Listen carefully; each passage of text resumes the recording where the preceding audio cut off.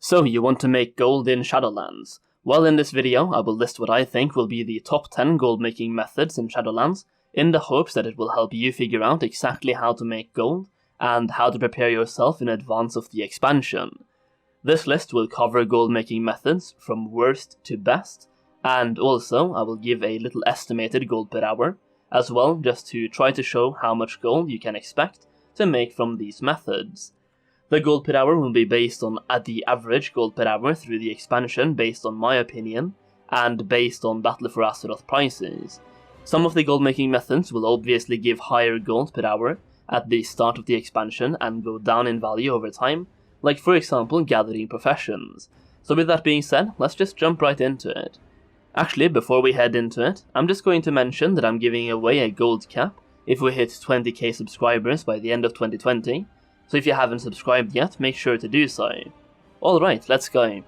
Number 10, vendor shuffles. This section was intentionally made for Relics of the Past vendor shuffles, but they got nerfed. But still, you can make a decent amount of gold by shuffling cloth and leather into armor and weapons through tailoring and leatherworking. For this, I really can't tell you exactly what to shuffle, because it varies depending on your server's prices, but for example, check out the price for tide spray linen, and compare that to the price of something like tide spray pants. And also check out the price for coarse leather and bloodstained bones, and compare that to something like the coarse leather cestus. Number 9. Old expansion material farming. I have made several videos on this in the past, and this basically includes farming for materials used in the Relics of the Past, like rune cloth, savage leather, frostweave cloth, Borean leather and netherweave cloth, but also materials like volatile fire, volatile life, primal mana, and items used in crafting old expansion items, sellable for literally any reason, including transmog. This can give between 10 and 40k gold per hour, but I put it this early in the list because of the volatility of it, and because it's technically not a Shadowlands farm, since it's old expansion farming. I should mention that even though Relics of the Past have been nerfed, they still serve a purpose as people use it to downscale certain transmog items, to make the listing fee on the auction house smaller. So you could farm for something like rune cloth, make Relics of the Past rank 1, and sell those to people downgrading their auction house items. That being said, I think the most valuable old expansion material farms are volatiles from Cataclysm, and primals from the Burning Crusade. Number 8. Passive gold making. This includes things like the garrisons, and for example the farm in Valley of the Four Winds in Pandaria, but personally I just use the garrison, and I will talk more about that in a future video, as that needs a video on itself, but if you set it up correctly you can make 5k gold or more per character per week by logging in once or twice throughout the week. You also have certain crafts like for example the Purium Bar Transmute through Alchemy, which is a daily cooldown which I do consider passive gold making. Number 7. Fishing. Fish is still used in a lot of crafting different types of food for various stat buffs used by raiders and people running Mythic Plus. It is also used in crafting the feast, but since the Ardenweald Covenant's Naya Soulbind gives you access to nature's splendor, you can acquire some fish randomly just by playing normally, since it can drop a bag of materials that can contain fish whenever you kill an enemy. The drop chance is pretty low, but it will still give a decent supply of fish server-wide. Based on that, I think fishing will give around 15 to 25k gold per hour in Shadowlands. Number 6. Mob farming. For those of you who played BFA, you will remember the 5-man and 2x4-man farming groups, farming random mobs for cloth and epics, and that is what I'm referencing here. Mob farming in Shadowlands will be worth a little bit less than in BFA, because there are no data mined BOE mounts so far, but there are BOE data mined epics, meaning this could prove very valuable at the beginning of the expansion. You will also get a lot of cloth and green items which will be worth quite a bit. Other mob farming possibilities could be for different types of meat used in crafting stat food with cooking.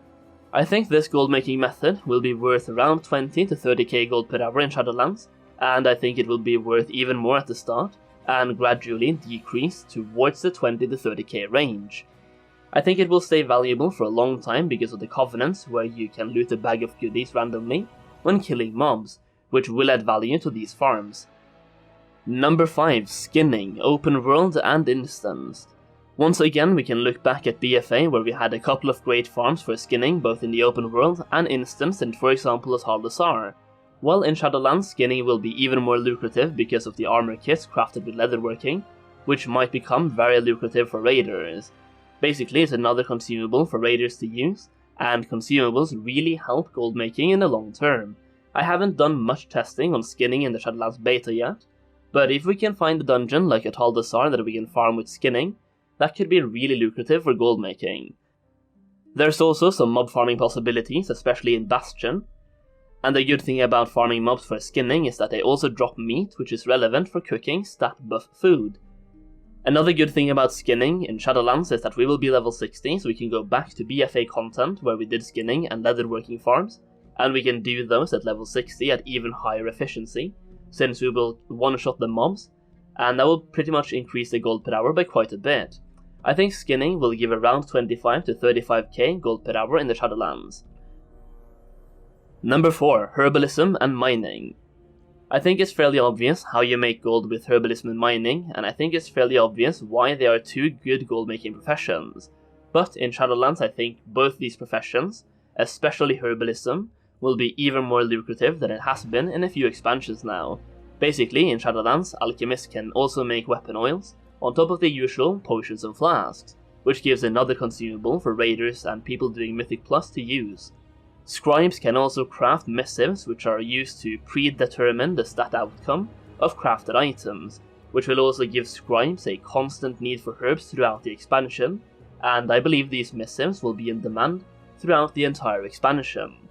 Blacksmiths can also make sharpening stones, which causes even more demand for mining than in previous expansions. Based on this, I think these professions should give 30 to 50k gold per hour in the Shadowlands, and even more in the beginning of the expansion, and at the start of a new patch. Number 3. Crafting or processing stuff. Basically, imagine you're an alchemist and a scribe, and you rely on other people supplying you with materials for you to craft things. This includes buying materials from the auction house and from trade chat, and crafting things in demand and selling them. The gold per hour here is pretty much endless, and it's all about finding the right items to produce, and sell them at the right time. For example, buy materials on weekends when many players are playing and farming things, craft consumables used for raiding, and sell them on raid days. Number 2. Sell boosting services. This is an absolutely insane way to make gold, but it requires either a lot of time input up front, or it requires skill. Different types of boosts are, for example, raid boosts, Mythic Plus boosts, arena boosts, and leveling boosts. The Gladiator mount from Season 1 in Shadowlands looks absolutely fantastic, and I can imagine people would pay a lot of gold to be carried to Gladiator to get that mount.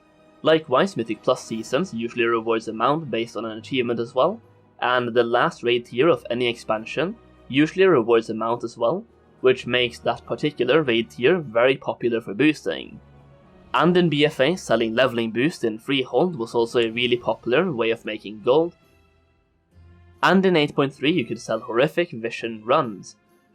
The gold per hour from this type of gold making method is not technically endless, but it can be insanely high. Number 1. Auction house flipping.